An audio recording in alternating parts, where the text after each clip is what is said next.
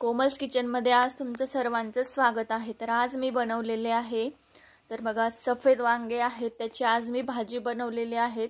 तर बघा हे वांगे बाजारामध्ये खूप कमी प्रमाणात मिळतात। तर बघा ह्या वांग्याची आपण आज भाजी बनवणार आहे। तर त्यासाठी मी घेतलेला आहे शेंगादाणे, खोबरा आणि लसूण। तर कढईमध्ये सर्वप्रथम लसूण तळून घ्यायचा आहे, त्यामध्येच आपण आता खोबरं ॲड करून घ्यायचं। त्यालाही छान व्यवस्थित आपण आता भाजून घेणार आहे। तर तुम्ही बघू शकता इथे खोबरं आपलं भाजून झालेलं आहे, त्याला आपण आता दुसऱ्या डिश मध्ये काढून घेणार आणि त्याच कढईमध्ये आपण आता शेंगादाणेही भाजून घेणार। तर थोडेसे शेंगादाण्यामध्ये धने ॲड करायचे आहे, तर धने ॲड केल्याने छान आपल्या भाजीला फ्लेवर येतो। तर इथे आपले शेंगादाणे आणि धनेही भाजून झालेत, आपण त्याला आता एका डिश मध्ये काढून घेतलं। तर बघा इथे आपला मसाला रेडी आहे। तर मसाला थंड होईपर्यंत आपण आता इथे कांदा कापून घेऊ। तर बघा एक मीडियम साईजचा कांदा घेतलेला आहे, त्याला बारीक कट करून घेतला। तर बघा इकडे आपला मसालाही थंड झालेला आहे, तो आपण आता मिक्सर मधनं बारीक करून घेऊ। तर बघा सर्व मसाला मी एकत्रच काढून घेणार आहे। तर त्यामध्येच आपण आता मीठ ॲड करून घेणार आहे चवीनुसार, कांदा लसूण मसाला ॲड करून घेणार आहे, त्यानंतर हळद ॲड करून घ्यायची आणि थोडासा लाल तिखट ॲड करायचं। तर मसाले तुम्ही तुमच्या आवडीप्रमाणे ॲड करायचे।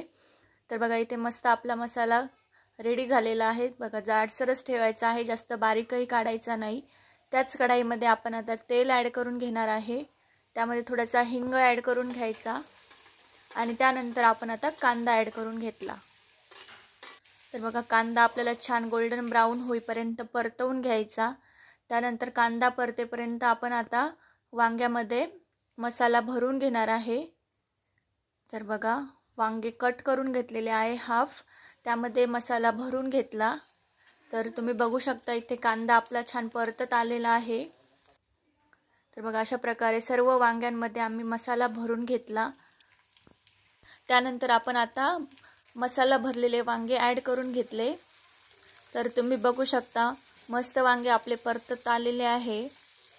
तर बघा त्यानंतर आपण आता जो मसाला उरलेला होता तो ॲड करून घेतला, त्याला छान आपण आता मिक्स करून घेतलं। तर बघा ही गावरान वांगी असल्यामुळे पटकन शिजतात।